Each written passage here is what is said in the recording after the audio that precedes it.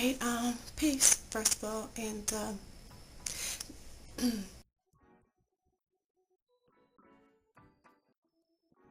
what I want to know is just woman to woman, and I don't care what ethnicity you may fall under. Um, but I am especially talking to black women, and what I would like to know is just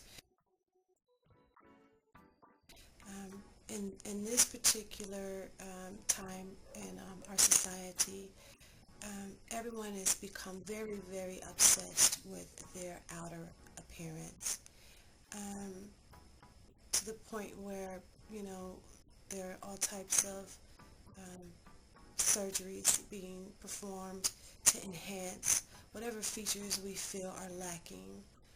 I myself have had the questions posed to me on several different occasions by people who knew me previously if I had breast augmentation, which the answer is no.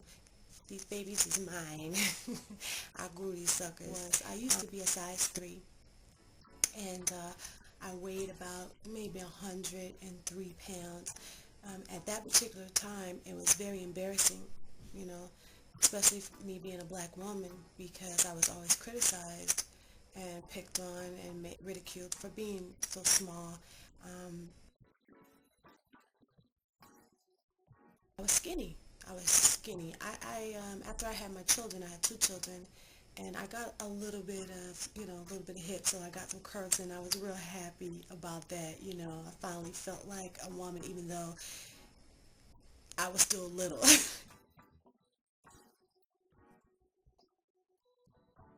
you know, and I broke like the 1 digit mark. I was like 110, 115. I just thought I was hot stuff, but and once I, started performing, and most of the shows that I've been involved in have been very high energy shows where we do a lot of dancing. I used to do 4 shows a night, 6 nights a week, and then it got cut down to 5 nights. And then on the weekends, sometimes we do 5 shows, but they were short shows. The last 3 were like short shows, so it wasn't like full hour, Um, but I lost a lot of weight, and I was very insecure about myself. And this is probably going to be 2 parts, because, of course, what I'm talking about is self-image. And the reason why it's really important to me is because I have a daughter, 16-year-old daughter, and who I think is beautiful, you know, more so on the inside, but even she's is equally beautiful on the outside. Um, and she's darker skinned. And both of us, everyone in my family, actually on my mother's side, the majority of us, we have a skin condition, and it's called eczema. And so I'll show you. You can see my eczema. Sometimes I have really freak out. Sometimes on my face. I don't really get it on other parts of my body like my children do, and my mother, she does, my sister does. Every now and then I have some on my face. Um, but my daughter had it really, really, really badly, and so I had to start working on her self-esteem when she was a very young girl, like 4 years old, like before she got in kindergarten. I really, really had to work with her. I'm happy that I started um, at such a young age with her, because I feel like she's very well balanced. And you'll get to meet my daughter, because she's going to have a few things to say about her generation and how they perceive, you know, beauty and self-image. But to get back on track, I I was having some difficulties once I did gain the weight, and that was because everyone that was so accustomed um, in the industry, and my family were so accustomed to seeing me a certain size.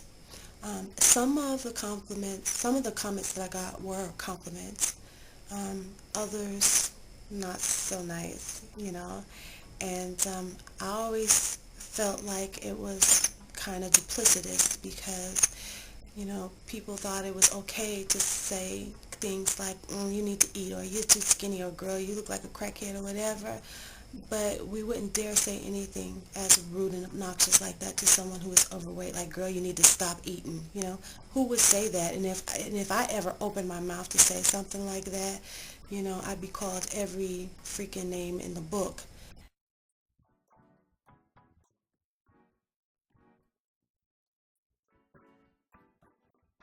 I also don't like the fact that it's become socially acceptable to refer to women who aren't, I don't know what to say, who aren't, above a size 7, I guess. To call them skinny bitches, that shit is not cool, and I don't dig it. I never referred to somebody as a fat bitch unless that particular person just pissed me off, and then, you know, the fat was just thrown in, for measure, to make sure that it hit her where it hurt it, or where it hurt. Which one is it? But never just to be cruel or mean. That's because we was beefing about to get into it or whatever. And even so, I still don't think I've ever, or maybe I have. But still, you get what I'm saying. Um, but I find myself having some issues with, my appearance, my weight, my size. Especially when, I go for jobs and, or someone calls me and says, oh, I want to use you for this, but gosh, I wish you were the size that you used to be. Um, and that's kind of hurtful, especially because I really like, I really like the size that I am, you know.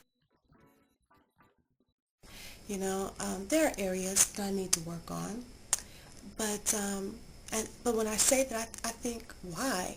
Why do I need to work on it? You know, um, I feel like being brainwashed sometimes. Um, but I know for health reasons that I need to monitor what I eat and the exercise that I get, because I don't want, I'm more prone to be diabetic and have hypertension and, high cholesterol, things of that nature, not so much as aesthetically as it is holistically. Um, and so what I would like is for a response, especially from the women, just for you to talk very candidly about how you feel about yourself and where you think those the issues that you have with yourself, because we all have them, where you think they stemmed from, and whether or not, you know, you feel is something that you should change so that you feel better about yourself aesthetically or just for your well-being.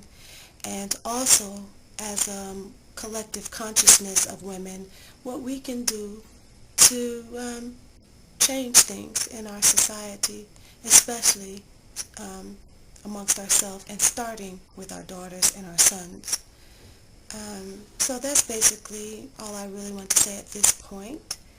And I'm going to let my daughter speak to you. So, and then I'll probably come back after that. Thanks for listening. Peace.